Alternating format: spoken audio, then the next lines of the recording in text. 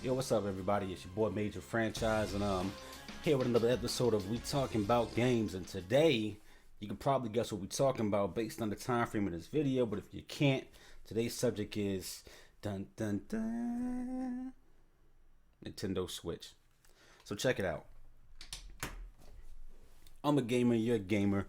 And if you follow gaming with any kind of regularity, you pretty much understand by now that Sony, Microsoft, way ahead of the curve when it comes to power, consoles, third parties. It's not even a competition anymore, right? So Nintendo drops the Wii U. That thing is an utter failure. They pushed like 12 million consoles. Nobody buys it. Nobody plays it. Nobody really cares. It's a failure, flat out.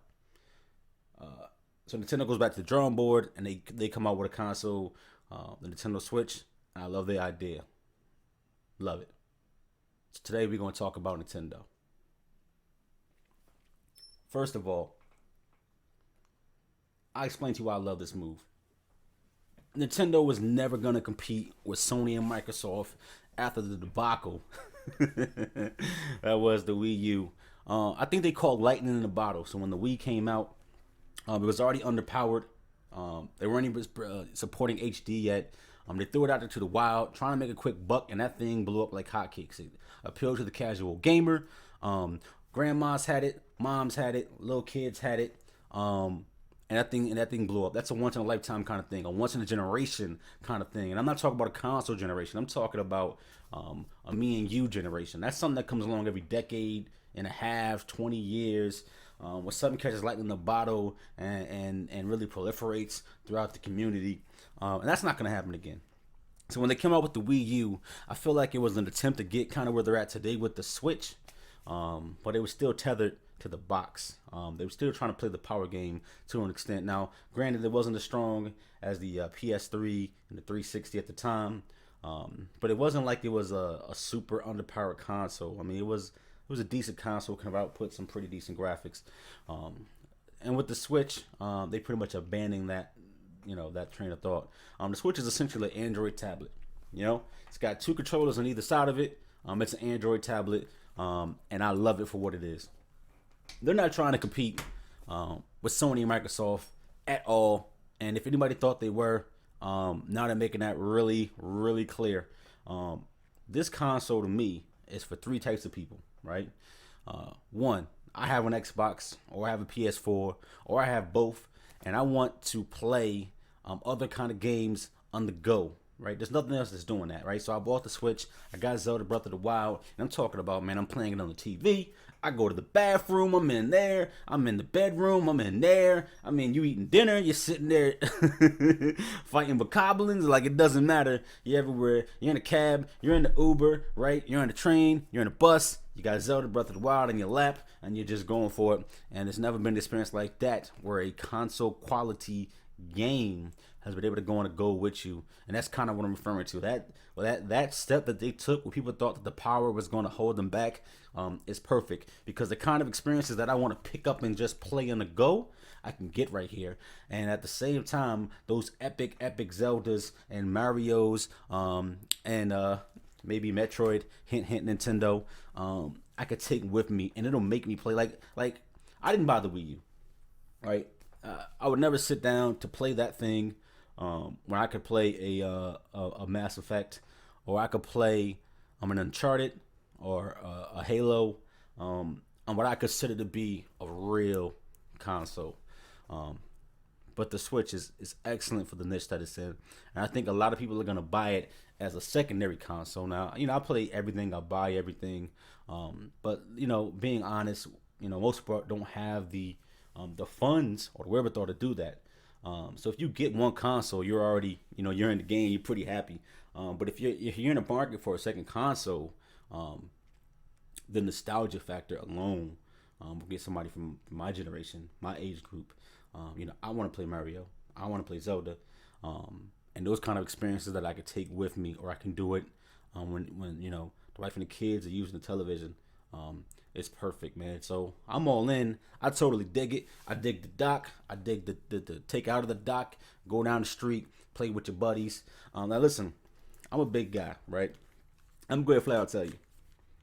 You got this These little Joy Cons, which, by the way, stupid name, extra dumb, but nonetheless, cool concept. These little Joy Cons, these things are tiny, like, like tiny, like your baby. I use them as a rattle, kind of tiny. But like I said, I understood the trade off. And believe it or not, using them is quite comfortable. They kind of just sit in your hands, and you just get going. Buttons are a little too small for my taste, but it's one of those things where your mileage may vary. Now in handheld mode, I think it's perfect. I get the trade off, and if you're playing it docked on the console itself, it feels pretty good. Feels weighty. That's another thing. This is not a cheap like $20 knockoff tablet that somebody just put together. This thing is made exceptionally well. So when you're sitting there, the screen is really clear. 720p my foot, doesn't really matter. This thing is beautiful. Take a look. A little snipper clips right there for you. This thing is well made. Ton of fun.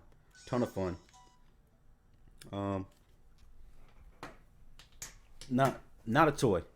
No, it's a premium piece of hardware and it feels good in your hands to play. So I could definitely see people buying this as their second console, or maybe as your primary console for your kid. And when Nintendo finally phases out the 3DS, which they definitely will do, that's gonna come real soon. If they got any kind of business sense, you're gonna get rid of that thing, right, and put everything on this thing. Like when you put a Pokemon on this console and you can't get it on the 3DS, or you can't get it, you know what I mean? You can't get it on the new 3DS. Watch this thing fly off the shelves. Flat out. So I love the idea. I love the role that it's playing. I love the niche that it's in. Good move, Nintendo. And I'm having a ton of fun with it. Now I went out and got me a Pro controller, and I suggest anybody who who likes their fingers, doesn't want to have arthritic hands in about 20 years, or you want a real, an authentic playing experience, go get you one of these. Look, it's pricey. $70 for this is ridiculous, but that doesn't mean that the quality of the controller is trash. This controller is very well made. It probably should have been around $50, to be honest with you. But I don't want to give you HD rumble, this, that, and third. The one thing that is kind of different, if you're PS4, Xbox One user as it is right now, you're used to having triggers. We've had triggers for a decade plus now, and these don't have triggers. So these just have 1-0 basically buttons underneath these paddles. So you press them down and it's either on or it's off. There's no variance. But outside of that, it feels pretty good. And you can play with it, like I said, in the TV, in the dock. Handheld mode, table mode, doesn't matter. So I really like it. I just, put in like 60 hours in the Zelda. Just smack Ganon with the sword. Just smacked them all up a couple times. Did probably like 60, 70 shrines. Found a Master Sword, was going ham sandwich with that. I mean, that game's phenomenal. And now I'm playing Snipper Clips, and I'm waiting for Mario Kart. And it's gonna do what I want it to do. It'll be a diversion. It'll be something where when I can't play on my Xbox One or my PS4, if I'm on a trip, I'm commuting somewhere, I'll probably pull this thing out. I mean, I took it to work one day. I was on lunch break, sitting there getting my Zelda on, and listen, it's nothing like that. So yeah, I give the Switch, if I had to give it a number, 8.5. I mean, look, the thing is not super powerful. You're not gonna get. You're getting Skyrim, right? Which is like a 5-6-year-old game, which should already tell you something. You're not gonna get Destiny. You're not gonna get a Call of Duty in this thing. But in reality, you don't need it, like at all. You don't need it. This thing is what it is. It's a Nintendo box. And if anybody's been paying attention, Nintendo is pulling in the indies, and I think it's really going to smash Sony, who doesn't support the Vita at all, it seems like. They don't talk about it during a press conference. They don't do anything. And indies are going to this box. So if you're a big fan of indies, little small games like a Journey or a Flower, Binding of Isaac, games like that you can just kind of take and move it in a little small handheld experience. Shovel Knight on this thing is phenomenal.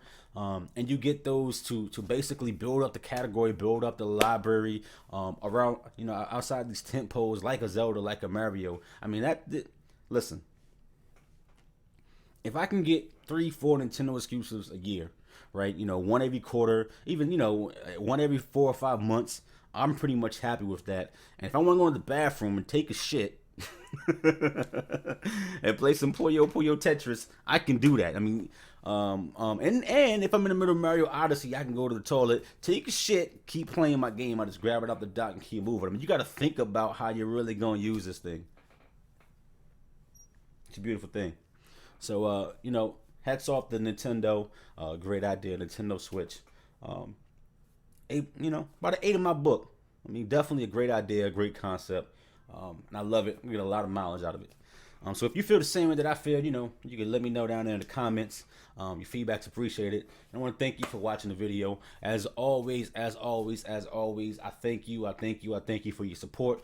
Don't forget to go to patreon.com/WTB Games. We talking about games. If you want to drop me a buck, whatever you can do, much appreciated. I want to bring more content. I want to do more things. I want to get out of my basement, right? It's the only space I got right now. So I want to do those kind of things. I want to do a weekly show and build things out and have different kind of topics, outside of me just sitting there chatting about things of the day. So I want to do something that's great, where we can share in a conversation, that people on my show answer questions. I mean, you name it, I want to do it. I'll play everything. I do everything. I'm online, I'm offline, I'm RPGing it, I'm shooting it up, I'm playing sports games. I mean, I run the gamut. So, and I want to share that with you guys. So, like I said, as always, thank you for the support. Leave a comment. Please leave a comment. Give me a like. Give me a subscribe. Follow me on Twitter. All those things you normally do. And until next time, we out of here. Major franchise. Yep.